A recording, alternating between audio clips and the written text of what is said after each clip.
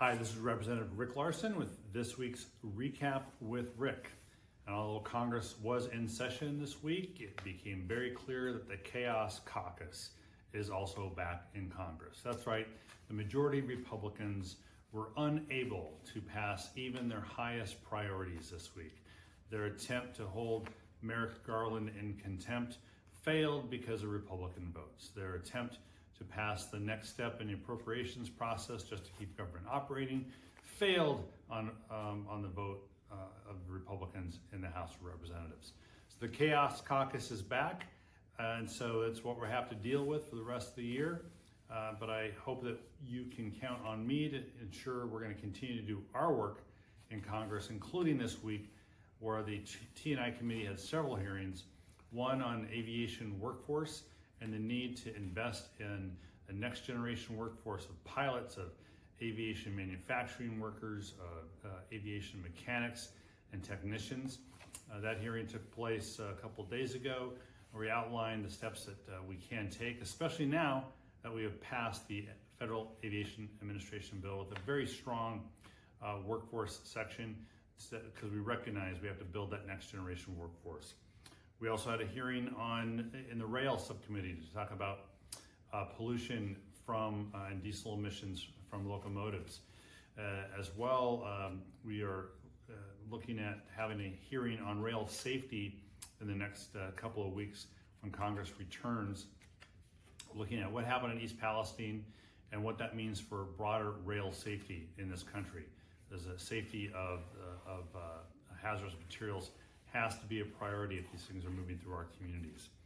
We also had a roundtable this week with the Coast Guard and Maritime Transportation Subcommittee on what the steps we need to take to increase the shipbuilding industry in the United States, as well as the workforce that builds those ships. We have a long way to go there as well, but we are trying to tackle these problems on behalf of the American people in this committee, despite what's going on the floor of the House of Representatives.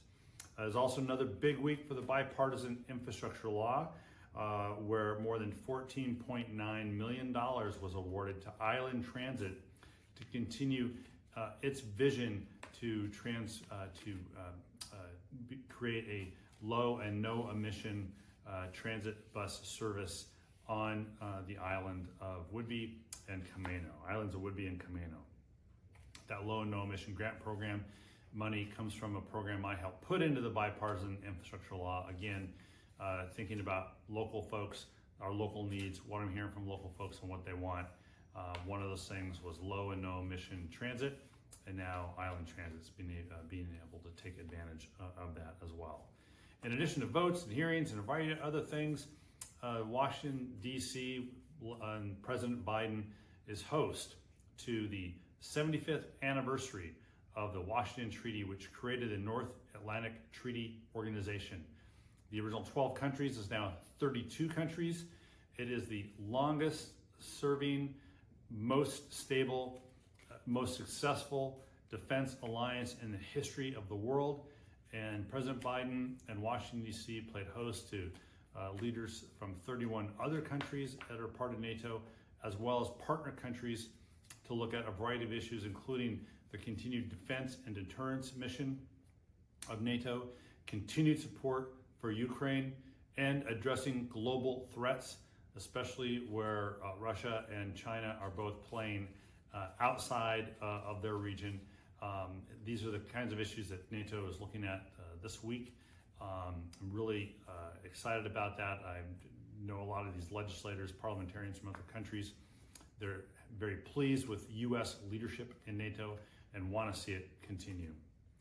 I'll be returning home next week, looking forward to it. A lot of things going on, and we'll report to you when those things happen. Thanks a lot. I look forward to seeing you at home. This is this week's Recap with Rick.